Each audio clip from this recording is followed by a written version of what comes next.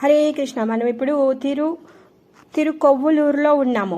ఇది పంచకృష్ణ అరణ్య క్షేత్రాల్లో ఒకటి. తిరుకన్నాపురం, తిరుకన్నంగుడి, తిరుకన్నమంగై, తిరుకపిస్థలం, తిరుకొవ్వూరు. ఆ తిరుకొవ్వూరుని మనం ఇప్పుడు దర్శనం చేసుకుంటున్నాం. ఇంకా అష్ట వ్యక్త దివ్య క్షేత్రాల్లో ఇది ఒకటి. స్వయం వ్యక్త దివ్య క్షేత్రాల్లో కూడా ఒకటి అనమాట. శ్రీమూష్ణం, తిరుచిత్రకూటం, తిరువహీంద్రపట్నం, తిరుకొవ్వూరు, తిరుకన్నపట్నం, నాగపట్నం. సో ఆ విధంగా ఇది చాలా ప్రసిద్ధి చెందినటువంటి దివ్యక్షేత్రం. ఇక్కడే స్వామి వామన రూపంలో దర్శనమిస్తున్నారనమాట. వామనుడి రూపంలో ఉన్నటువంటి స్వామి కుడికాలు పైకెత్తగా ఆ కుడికాలు పైనుంచి బ్రహ్మదేవుడు తన కమండలంలో ఉన్న నీటితో స్వామివారి యొక్క పాద పద్మాల అభిషేకాన్ని చేస్తున్నటువంటి దివ్యమైన స్వరూప దర్శనం మనము ఈ గుడిలో మనం దర్శనం చేసుకున్నామన్నమాట.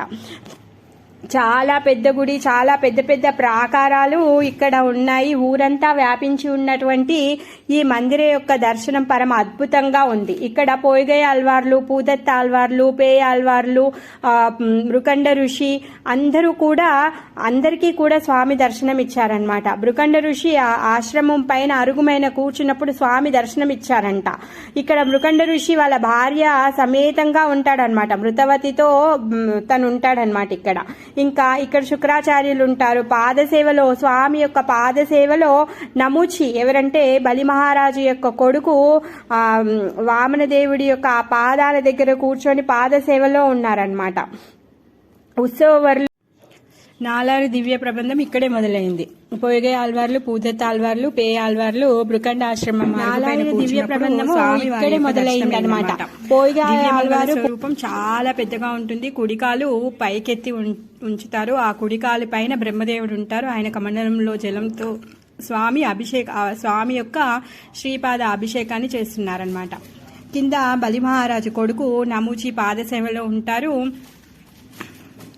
భూదేవి, శ్రీదేవి అమ్మవార్లు ఇద్దరు ఉంటారు. ఇక్కడ శుక్రాచార్యుడు కూడా ఉంటాడు. మృకండ ఋషి తన భార్య సమేతంగా మృతవతితో ఉంటాడనమాట. పోయిగై ఆల్వారు, పూదత్త ఆల్వారు, పేయ ఆల్వారు, మృకండ ఋషి భార్య మృతవతి సమేతంగా శుక్రాచార్యులు మనము లోపల దర్శనం చేసుకోవచ్చు అనమాట. ఇంకా ఉత్సవర్లు ఎవరైతే ఉన్నారో స్వామి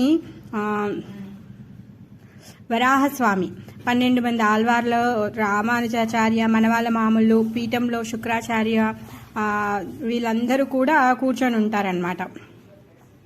అయితే గుడిలో మనం ధ్వజస్తంభ దర్శనం చేసుకుని లోపలికి వెళ్ళేటప్పుడు చాలా పెద్ద పాదం ఉంటుంది. ఒకటే పాదం ఉంటుంది, వామనుడి యొక్క పాదం అనమాట. ఇంకొక పాదం ఆకాశంలో ఉంటుంది. ఒక పాద దర్శనం కింద మనం చేసుకోవచ్చు అనమాట.